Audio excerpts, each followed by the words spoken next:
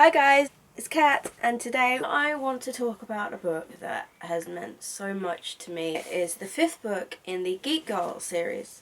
Head Over Heels by Smale.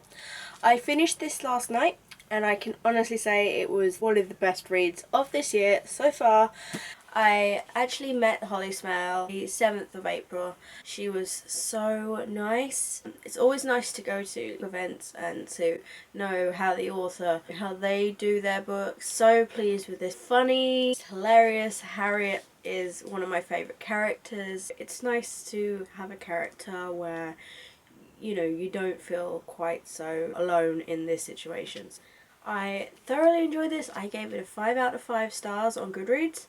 I read it pretty quickly. For me, I mean, I don't usually get the hardbacks either. Usually I wait for the paperback, but because I went to the event, I was very interested in getting the book so I could read it. I made lots of tabs. Well, they're animal ones, I don't know if you can see, but they're so cute. I just like putting tabs in just so I have a reason. If you don't already know what the Geek Girl series is about, it's a bit hard to explain without spoiling because of this being the 5th in the series. About a teenage girl called Harriet Manners who ends up in the world of modelling despite being the complete opposite to a model. It's just essentially about her journey through like all the different ups and downs and friendships and all the things that can go wrong in modelling, and she's so funny. That's it pretty much for the non-spoilery section, so goodbye people, goodbye.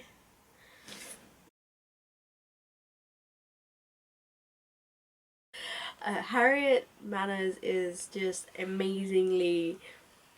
She's like the brightest spark, but she doesn't seem to understand the social aspects and certain. Like there's a part where she goes to these casting calls and they say like, "I'll call you," and then after a while, she realizes, wait, "I'll call you" actually means I'm not going to call you, because that's what most people say.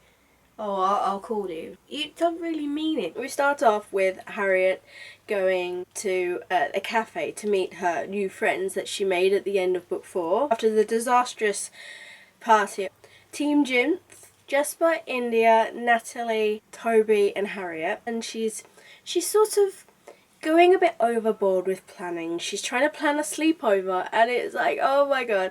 She goes to the cafe, texting away, like, and then the guy behind the counter giving her a drink turns out to be Jasper, and he grabs his phone and goes, "You know, Harriet, you're standing right in front of me. You could just say it." And you know, it's funny, I never thought about it in book 4.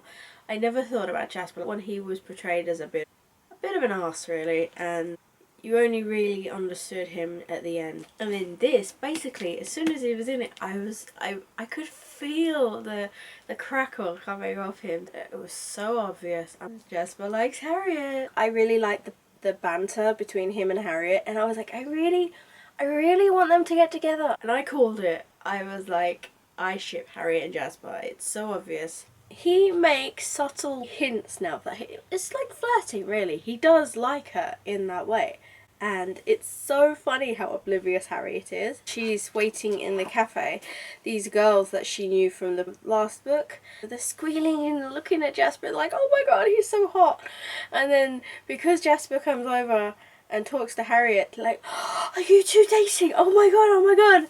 And Harriet cracks up laughing. It was nice to see that Rin came to visit. Rin was a fun character when Harriet went to Japan. And so Rin comes to London to help Harriet help Wilbur, but she turns out she's never been outside of Japan ever. And you're just thinking, what? Rin's hiding in Harriet's room because she's homesick and she's shy, and she just dresses up. She grabs Victor, Harriet's cat, and dresses him in like these weird costumes.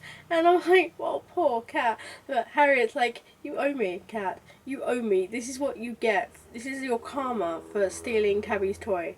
So then Harriet asks her friends to come and help Rin, and she sees that Jasper is talking to Rin with interest, and so she has this weird idea in her head, hey, wouldn't they make a great couple? And I'm like, no, I ship Harriet and Jasper. I do not ship Rin and Jasper. Do you get it? So she asks Wilbur to find her as many casting calls as she can, and then she gets like 7 or 8, and so she sets up this organised thing of to be a professional model, to be more sophisticated, to dress properly. She gets all her friends, gives all her friends like laminated folders and stuff, and so every casting call she goes to, she's either late or she just doesn't get it. She goes to one casting call and she has to take Tabby with her because Annabelle has gone off with Bunty and her dad's off in somewhere else. And so Harriet has to take Tabby where she goes, and you can just picture it, can't you? I mean, Harriet with like a 8-month sister who is crying because she lost a teddy bear at one of the last casting calls, and she has to take Tabby in with her because she won't stop crying, and they're like, that's it. And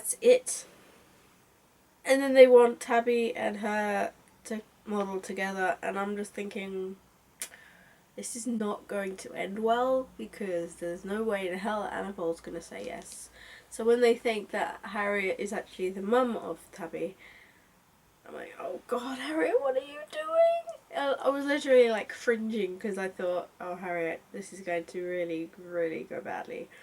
And then you find out that Richard, her dad, actually knows about it. I do love Richard. He's one of the funniest characters in the series, and he comes out with the weirdest shit ever. It's unreal, the stuff that he comes out with. And it's also interesting to see, like, he's mostly irresponsible, but then he does have his moments where he does come out with stuff that's like sensible fatherly advice. Like, he tells Harriet, you know, if you want to back out now, if you just say, if you don't want to do it, just say, I'm with you all the way, like, you know, I have your back.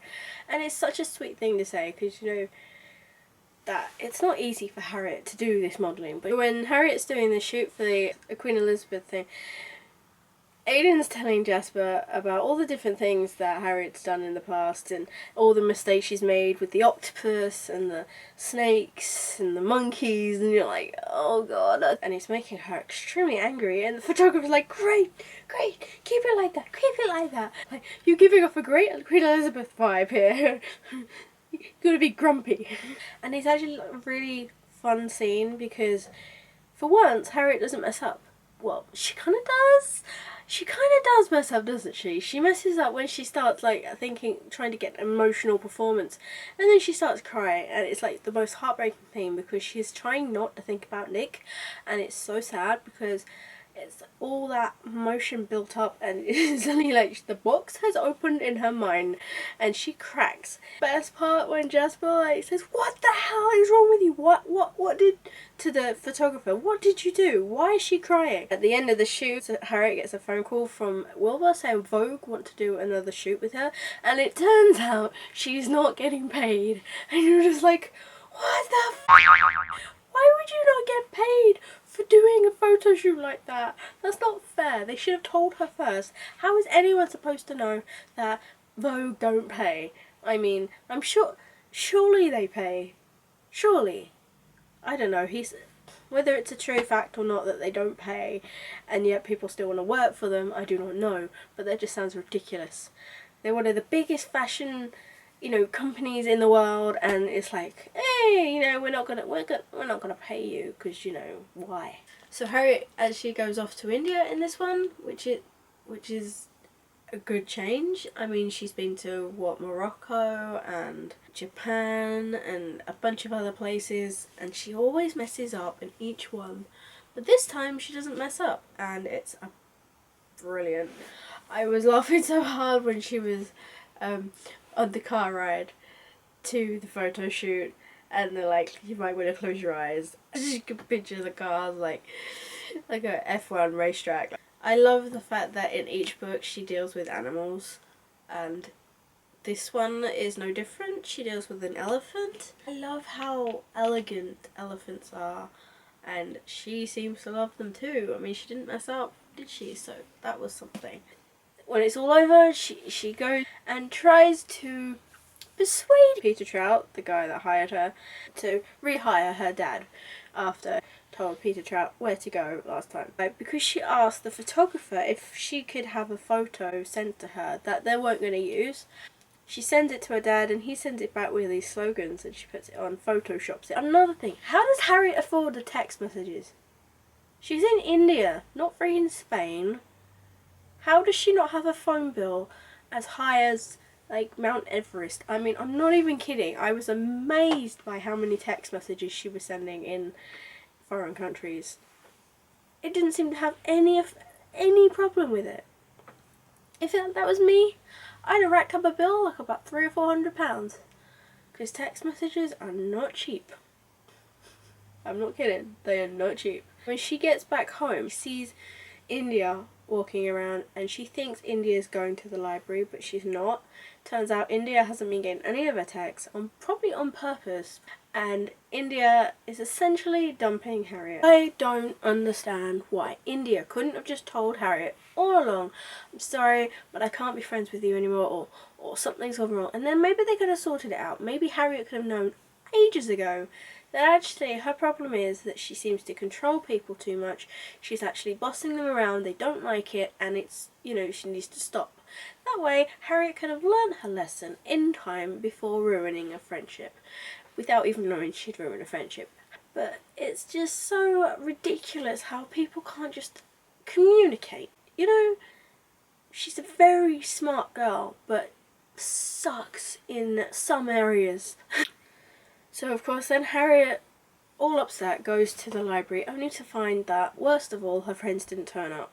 And when she goes, she thinks maybe, you know, they'll be at the cafe, so she goes to the cafe and it's all dark and closed up, but then she peers through the window closely and you can see like teddy bears on the seats and pink everywhere and hearts everywhere, and you just think, and she's like, what the hell is this? Toby tackles her to the ground and is like, mission accomplished. You know, we've done it. She's like, the hell, pink? But it's sort of like she realises then that actually just because she doesn't like the colour pink, Rin does like the colour pink. And then it's like, we realise Jasper and Rin don't like each other and that Toby actually does like Rin. So Harriet swaps them around. And then it's like, Jasper likes Harriet, and I'm like, nailed it. I nailed it from page 13, bitches. I nailed it. I was fangirling so hard because it's so funny. The cogs turning in Harriet's brain, like, wait, does that mean, no. Does that mean he likes me? She finally realises, you know, you can't stop a broken heart from ever healing. You can't let something that's happened to you in the past stop you from ever moving on or finding love again. And I never really liked Nick in the earlier books. I'm sure he'll appear in book 6, I don't know, but it took me ages to get to like him. And so then they kissed and I'm like, oh my god, oh, is this really happening?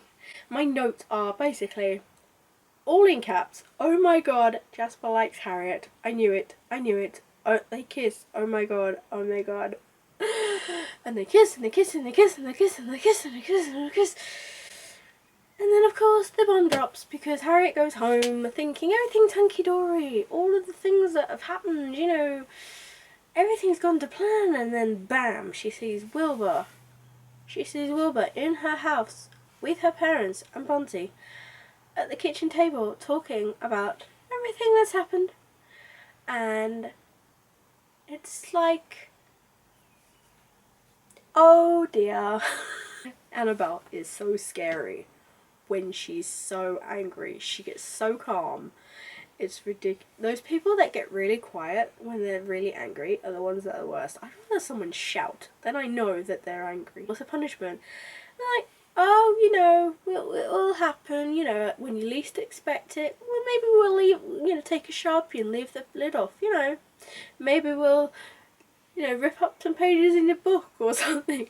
And all these things, and I'm thinking, these aren't really punishments, but Harriet's like, no!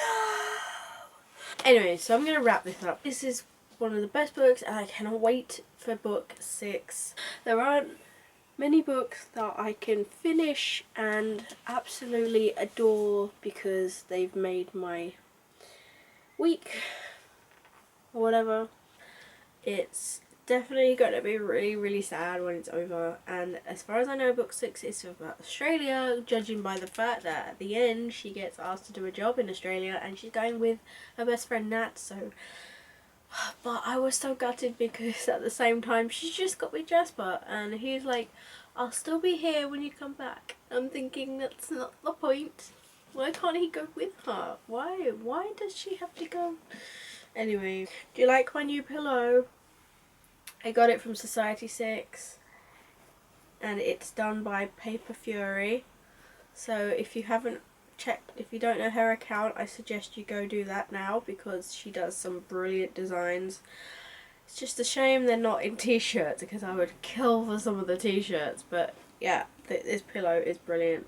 Also, I got Clockwork Angel, this one by Evie Sao. I can't pronounce the surname, I'm sorry, but it's so pretty. I have been Kat, the book nerd. If you have liked this video, please give me a thumbs up and subscribe if you'd like to. Leave a comment down below and I will be back at you with another video soon. Bye!